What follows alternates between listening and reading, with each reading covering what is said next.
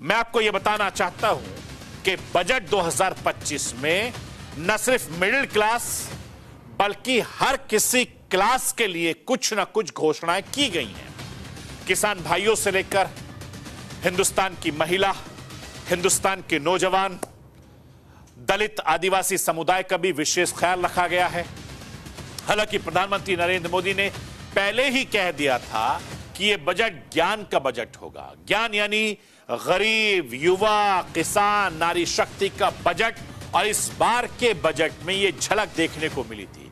इस बजट में किसानों के लिए क्या ऐलान किए हैं, मैं राष्ट्र की आवाज के जरिए आपको वो दिखाना बताना चाहता हूं।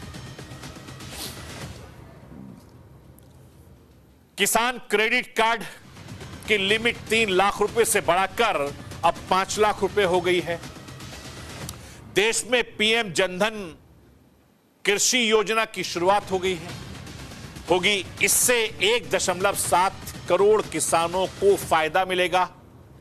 डेयरी और मछली पालन के लिए 5 लाख रुपए तक का लोन मिलेगा। समुद्री उत्पाद सस्ते होंगे। कस्टम ड्यूटी 30% से घटाकर 5% कर दी गई। अंडमान निकोबार और गहरे समुद्र में मछली पकड़ने को बढ़ावा मिलेगा। बिहार के किसान भाइयों की मदद के लिए मखाना बोर्ड का गठन होगा। मिथिलांचल में पश्चिमी कोसी नहर परियोजना की शुरुआत होगी। इससे 50,000 हेक्टेयर क्षेत्र के किसान भाइयों को फायदा मिलेगा।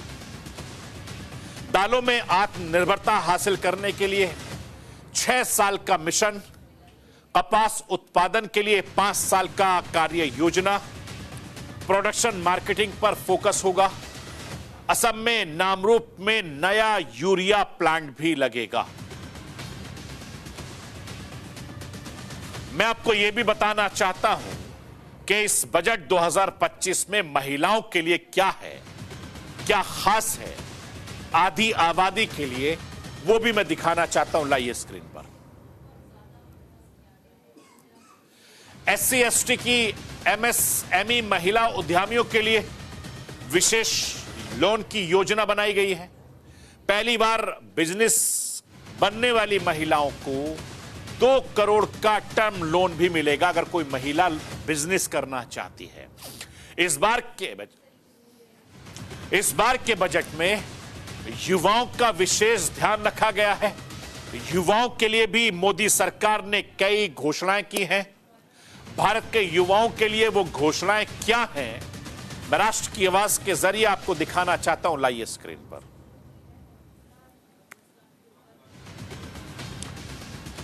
स्टार्टअप के लिए 10,000 करोड़ रुपए का फंड बनेगा। 500 करोड़ रुपए से 3 आर्टिफिशियल इंटेलिजेंस एक्सीलेंस सेंटर भी बनेंगे।